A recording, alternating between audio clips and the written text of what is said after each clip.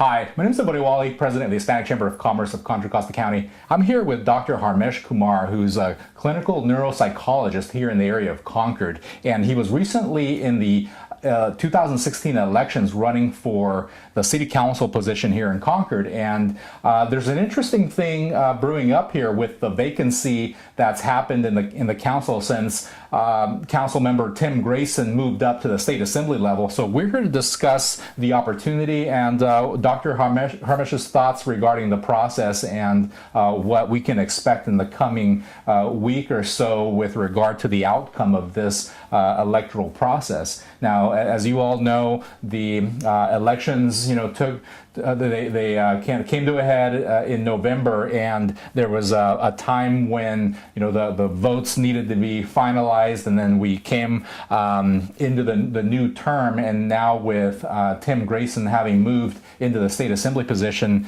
the hot topic around Concord City Council is what to do with this vacant position. Dr. Harmesh, can you tell us what your perspective is on this, what the opportunity is for the city of Concord, what's at stake, and what you'd like to see the outcome to be? Yeah, thank you, Video, and you have been very kind, and we have met before, and you have been able to bring me to closer to the people in the city of Concord through your time and efforts and all the good work you do for the Hispanic Chamber of Commerce and for all of us, actually, small business owners here in the city of Concord and around the area. What is happening right now, as you said it rightly, that I came and third runner-up in the third highest vote getter. The highest votes were with the Carolyn Obringer. Mm-hmm. She got appointed. Second highest votes were with the Eddie Bursan. He got appointed. Mm-hmm. Now the third highest vote getter is me. Mm-hmm. So now it is the term when the third vacancy came, legally and fairly it should come to the person who got the highest vote getter. So basically you're next in line. Next in line, okay. And people, those who are spoken, people, those who have voted for in the election. The public has spoken. Public has spoken, and public should be respected. Okay. Like with Donald Trump. We're not, even though people are not happy, but we have to accept the decisions. Yes, he's our president, and we need to respect the kind of the position of the presidency. Sure. And the same thing here in the city of Concord. If people have spoken and selected the three top people and voted for three top, those people should be in the city council. As you know, I have been with the working with the city since 2006. 5 years I was commissioner on the Human Relations Commission. Then I was appointed chair of the commission. Then for 5 years, additional 5 years, served on the Mayor Q committee with the city of Concord. And I have served on various non-profit boards here in the city of Concord, including Monument Community Partnership at that time. Now it's called Monument Impact. I started on that board. And there are many, many other things. I started the Hume Center in '93 here in the city of Concord, a non-profit mental health agency which is providing services to the low income and people who cannot afford mental health services. And we have seen over the years that in the city of Concord, we have too many homeless people in the city, and we need to do something about that. Our housing market is going up. And we have many people those who can't afford to buy a house. Even the parents whose kids are born in this city, they cannot afford to buy a house here. So we need to bring somebody who is a champion of human rights, champion of affordable housing, champion of small business owners doing the good work, champion of the disabled, champion of the for the city of Concord and for the families, those who live in the city. And we need to appoint somebody like that. And with my skills, with my experience, I don't think anybody is there in the city council who could have equivalent to my skills, what I have done. It's not only that I am talking about my education, I'm talking about my practical experience over the last 25 years in this city, in this area, so that I could I have made a positive impact on people's lives. Sure. And I'm going to do more if I'm there. Yeah, so clearly you're a staunch supporter of the community, and you Yes. clearly feel that you are qualified for this post, and most importantly, the people have also spoken and have voted you, and according to the polls, to the elections process, you came in third. Yes. And so now that this position has been vacated by Council Member Tim Grayson moving into State Assembly, you should be next. So help us understand what this other perspective is that is maybe creating some polarity. I mean, why would we even be in this conversation now? And what are some of the things that are kind of involved here? What are all the moving parts? The moving parts, as I have mentioned on my Facebook post, that people have spoken. Even President Obama, when he mentioned in his farewell speech that once we ignore our people's participation, and once we ignore the ethical community member, those who want to serve the community, and they have come to the surface with hard work, once we ignore that process, then with our own electoral participation, we are the one who elect those people. If we are not being listened to, or we are not being respected, then the whole process becomes very unfair, and it becomes very kind of tainted. Sure. And that's what is happening now. As you know, Eddie Bursan, one of the city council member, even during the election, he has announced that he will support anybody who will be a third highest vote getter, and 70% of the last person who got appointed. Sure. And he is clearly very transparent and very fair. And we need leaders like him in our community, those who tell you as it is. And that's why he got elected second time. But we have other leaders. Two of our city council members, they don't see that way. They want to have a hidden process, a tainted process, so that they could appoint somebody who is aligned with them, rather than aligned with the people.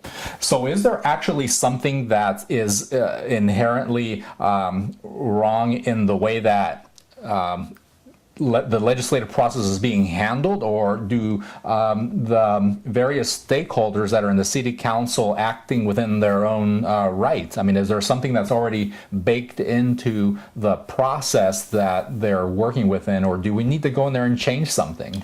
No, there is nothing to be changed. There is nothing in the legislation that they cannot appoint the highest vote getter. They're allowed to. They're allowed to appoint whoever they want. They are allowed to appoint whoever they want, but people have spoken. Okay. We need to listen to the people's selection. And that's your main point, that's right? my main point. That you would like the people's voice to be heard. Okay. And we need to protect our democracy.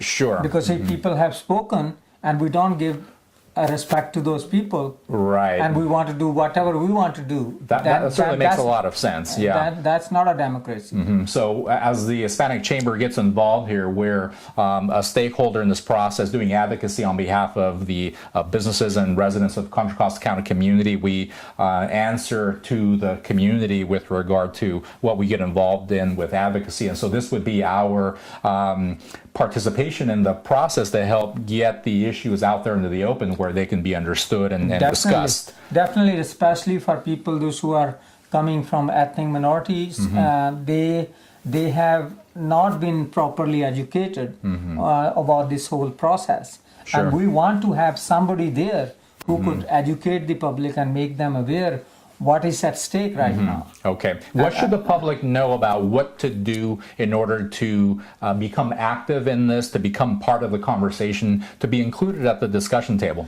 Yeah, as I shared with you that on January 24th, okay, the City Council has invited the applicants, and they are going to do the interview process on January 24th, 6:30 p.m. in Concord City Chamber, okay, 1950 Civic Drive.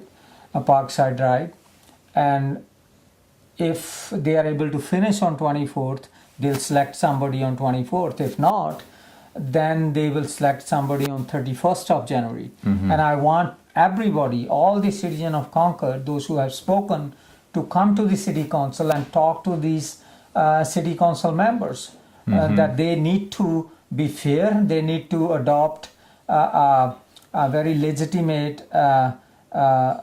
kind of process which people have spoken, and they need to protect our democracy. Not that they have to pick up somebody they like and not ignoring the people's vote. Sure.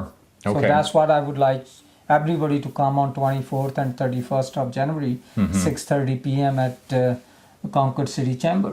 Great. Well, there you have it, folks. So if you could give us some parting words on what exactly people need to understand about your candidacy that they need to recall from your campaigning that you bring to this culture within the City Council. No, as I shared with you, we have quite a complicated problems in our city. Affordable housing is one, homelessness is second. And then we have our infrastructure needs need to be taken care of. Right now we're spending major Q money on the infrastructure improvement, and we need to have a Concord Naval Weapons Station development. We have that seen the debacle in the selection of a developer, and we also need to see that whatever we do in the city is done in a more humane way, so that it's what we do today. Its impact going to be felt 10 years from now. Sure. And I am very long-term thinker. I don't think about the short term. That's why I started my work with the City of Concord in 2006. Okay. And this is 2016. Yeah. And I have tried few times to run.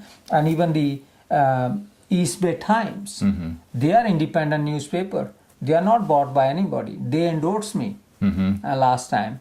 And they endorse me because they know that I have become more aware of the needs for the city of Concord and what needs to be done. We have unfunded liabilities which are not paid for. Sure. And we need to have a balanced budget. And I could work with the city council, other members, to really create some long-lasting budget. And we also need to create a 4-year degree university here in the city of Concord. I did bring some group from India to talk to the city, but at that time I was not being listened to, and now if I go there, I will be able to bring more resources to the city of Concord. Sure. So you're certainly bringing the diversity vote into the whole city council culture. So and also, as you know, I started Spring Festival 14 years ago in the city, to bring all the ethnic communities together,